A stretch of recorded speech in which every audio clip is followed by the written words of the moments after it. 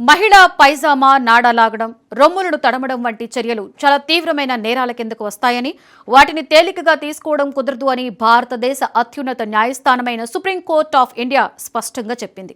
ఇలాంటి చర్యలు సాధారణ వేధింపులు కాదు, అత్యాచారం చేయడానికి చేసిన స్పష్టమైన ప్రయత్నంగా చూడవలసిందేనని సుప్రీంకోర్టు వ్యాఖ్యానించింది. ఈ సందర్భంగా అలాంటి ఘటనను అత్యాచార యత్నంగా పరిగణించలేము అని చెప్పిన అలహాబాద్ హైకోర్టు తీర్పును సుప్రీంకోర్టు పూర్తిగా కొట్టివేసింది. ఈ కేసులో ప్రధాన న్యాయమూర్తి జస్టిస్ సూర్యకాంత్ సారథ్యంలో ఉన్న త్రిసభ్య ధర్మాసనం కీలక వ్యాఖ్యలు చేస్తూ చట్టాన్ని తప్పుగా అర్థం చేసుకుని ఇచ్చిన తీర్పులను సరిదిద్దవలసిన బాధ్యత ఉందని పేర్కొంది. ఈ కేసు నేపథ్యం చాలా బాధాకరమైనది. 2021 నవంబర్ 10న ఉత్తరప్రదేశ్ రాష్ట్రానికి చెందిన ఒక మహిళ తన 14 ఏళ్ల కుమార్తెతో కలిసి బంధువుల ఇంటికి వెళ్లింది. అక్కడ నుండి తిరిగి తమ గ్రామానికి నడుచుకుంటూ వస్తుండగా మార్గం మధ్యలో అదే గ్రామానికి చెందిన 3 యువకులు బైక్ పై వచ్చి వారిని కలిశారు. ఆ సమయంలో వారు బాలికను బైక్ పై ఇంటి దగ్గర వదిలేస్తామని చెప్పడంతో వారిని నమ్మి ఆ మహిళ తన కుమార్తెను వారితో పంపించింది.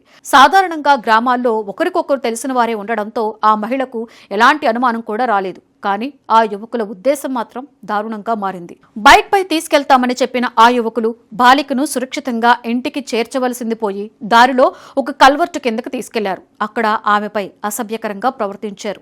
ఆమె రొమ్ములను తడమడం, పైజామా నాడ లాగడం వంటి దారుణ చర్యలకు పాల్పడ్డారు. చిన్నపిల్ల అయిన ఆ బాలిక భయంతో గట్టిగా కేకలు వేయడం ప్రారంభించింది. ఆమె కేకలు విన్న దారిని వెళ్తున్నటువంటి కొందరు అక్కడికి పరిగెత్తుకుంటూ వచ్చారు. వారిని చూసిన వెంటనే ఆ యువకులు అక్కడి నుంచి పారిపోయారు. దీంతో ఆ బాలిక ఒక పెద్ద ప్రమాదం నుంచి తప్పించుకుంది. ఈ ఘటన తర్వాత బాలిక తీవ్ర భయాందోళనకి గురైంది. ఆమె తల్లి ఈ విషయం మీద న్యాయం కోసం ముందుకొచ్చింది. ఈ కేసును ఆమె కాస్గంజ్ జిల్లాలోని ఫోక్సో ప్రత్యేక కోర్టులో ఫిర్యాదు చేసింది. చిన్నారులపై లైంగిక నేరాలను కట్టడి చేయడానికి తీసుకొచ్చిన చట్టమైన లైంగిక నేరాల నుండి పిల్లల రక్షణ చట్టం కింద ఈ కేసు నమోదు చేశారు. విచారణ అనంతరం నిందితుల్లో 2పై అత్యాచార యత్నం కేసు నమోదు చేసి కోర్టు విచారణ ప్రారంభించింది. అయితే ఈ ఉత్తర్వులు వచ్చిన తర్వాత నిందితులు ఈ కేసును సవాల్ చేస్తూ అలహాబాద్ హైకోర్టును ఆశ్రయించారు.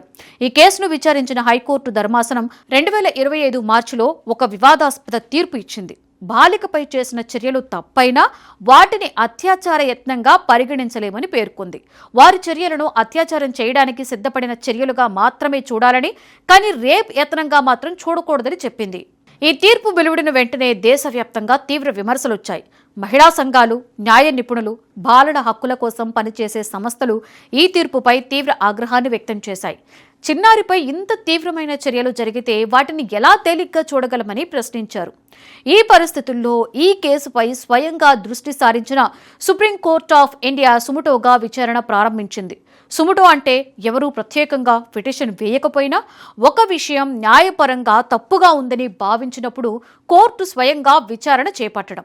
ఈ కేసును పరిశీలించిన సుప్రీంకోర్టు ధర్మాసనం కీలక వ్యాఖ్యలు చేసింది.